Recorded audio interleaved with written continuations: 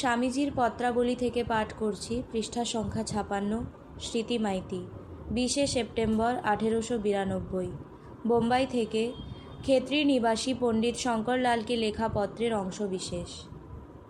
সর্বোপরি আমাদিগকে দরিদ্রের উপর অত্যাচার বন্ধ করিতে হইবে। আমরা এখন কি হাস্যকর অবস্থাতেই না উপনীত হইয়াছি। ভাঙ্গি রূপে যদি কোনো ভাঙ্গি কাহারও নিকট উপস্থিত হয়, সংক্রামক রোগের ন্যায় সকলে তাহার সঙ্গ ত্যাগ করে, কিন্তু যখনই পাদ্রী সাহেব আসিয়া মন্ত্র আওড়াইয়া তাহার মাথায় খানিকটা জল ছিটাইয়া দেয়, আর সে একটা জামা যতই ছিন্ন ও জর্জরিত হোক পরিতে পায়, তখনই সে খুব গোঁড়া হিন্দুর বাড়িতেও প্রবেশাধিকার পায়। আমি তো এমন লোক দেখি না যে তখন তাহাকে একখানা চেয়ার আগাইয়া না দিতে ও তাহার সহিত সপ্রেম করমর্দন না করিতে সাহস করে। ইহার চেয়ে আর অদৃষ্টের পরিহাস কত দূর হইতে পারে। এখন এই পাদ্রীরা দক্ষিণে কি করিতেছে দেখিবেন, আসুন দেখি। উহারা লাখ লাখ নীচ জাতকে খ্রিস্টান করিয়া ফেলিতেছে, আর পৌরোহিত্যের অত্যাচার ভারতের সর্বাপেক্ষা যেখানে বেশি, সেই ত্রিবাঙ্কুরে, যেখানে ব্রাহ্মণগণ সমুদয় ভূমির স্বামী এবং স্ত্রীলোকেরা, এমনকি রাজবংশীয় মহিলাগণ পর্যন্ত ব্রাহ্মণগণের উপপত্নী রূপে বাস করা খুব সম্মানের বিষয়ে জ্ঞান করিয়া থাকে, তথাকার সিকি ভাগ খ্রিস্টান হইয়া গিয়াছে। আর আমি তাহাদের দোষও দিতে পারি না। তাহাদের আর কোন বিষয়ে কি অধিকার আছে বলুন? হে প্রভু, কবে মানুষ অপর মানুষকে ভাইয়ের ন্যায় দেখিবে? জয় স্বামীজি।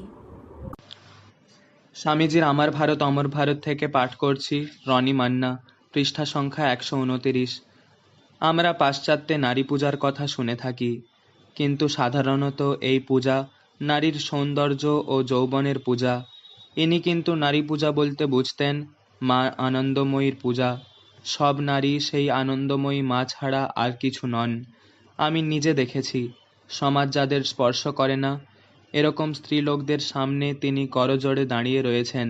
শেষে কাঁদতে কাঁদতে তাদের পদতলে পড়ে অর্ধবাহ্য দশায় বলছেন, মা, এক রূপে তুমি রাস্তায় দাঁড়িয়ে আছো, আর এক রূপে তুমি এই জগৎ হয়েছ। আমি তোমাকে বারবার প্রণাম করি। ভেবে দেখুন, সেই মানুষটির জীবন কীরকম ধন্য, যার অন্তর থেকে সব রকম পশুভাব চলে গেছে, যিনি প্রতিটি নারীকে ভক্তিভাবে দর্শন করেন, যার চোখে সব নারীর মুখ অন্য রূপ ধারণ করে সেই আনন্দময়ী জগন্মাতার মুখই কেবল প্রতিবিম্বিত হচ্ছে। যদি প্রকৃত ধর্মলাভ করতে হয়, তবে এই রকম পবিত্রতাই আমাদের সর্বতোভাবে প্রয়োজন। জয় স্বামীজি। স্বামীজির আমার ভারত অমর ভারত থেকে পাঠ করছি, সৌমিকা দাস, 10ম শ্রেণী, পৃষ্ঠা সংখ্যা 71। জ্ঞান, ভক্তি, যোগ এবং কর্ম, মুক্তির এই 4টি পথ। প্রত্যেকের কর্তব্য তার উপযুক্ত পথটি অনুসরণ করে চলা। তবে এই যুগে কর্মযোগের উপরে বিশেষ গুরুত্ব দেওয়া উচিত। জয় স্বামীজি। স্বামীজির আমার ভারত অমর ভারত থেকে পাঠ করছি, আস্থা চৌধুরী, 7ম শ্রেণী, পৃষ্ঠা সংখ্যা 109। জাতীয় কল্যাণের জন্য চিরকালই, অতীতকালে যেমন বর্তমানকালেও তেমনই, প্রথমেই আমাদেরকে খুঁজে বের করতে হবে আমাদের জাতির সমগ্র আধ্যাত্মিক শক্তিটি। ভারতের বিক্ষিপ্ত আধ্যাত্মিক শক্তিগুলিকে একত্র করাই ভারতের জাতীয় একত্ব সাধনের একমাত্র উপায়। ভারতবর্ষে একটি অখণ্ড জাতি গড়ে উঠবে তাদেরই সমবায়ে, যাদের হৃদয়তন্ত্রী একই আধ্যাত্মিক সুরে বাঁধা। জয় স্বামীজি।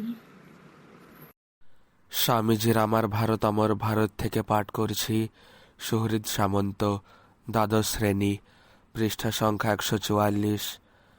ভিতর থেকে যেরূপ প্রেরণা আসে সেভাবে কাজ করা উচিত। আর যদি সেই কাজটা ঠিক ঠিক এবং ভালো হয়, তবে হয়তো মরে যাবার শত শত শতাব্দী পরে সমাজকে নিশ্চয়ই তার দিকে ঘুরে আসতেই হবে। দেহ মন প্রাণ দিয়ে সর্বান্তকরণে আমাদের কাজে লেগে যেতে হবে।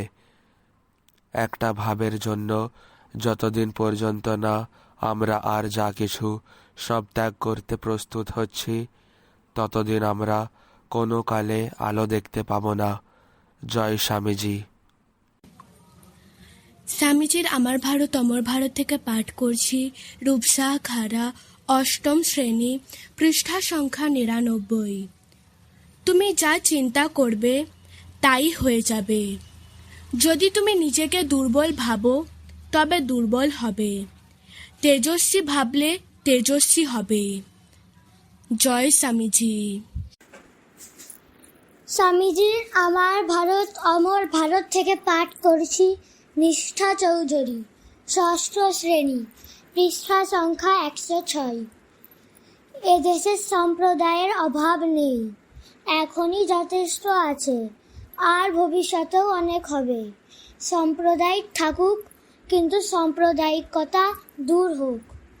জয় স্বামীজি।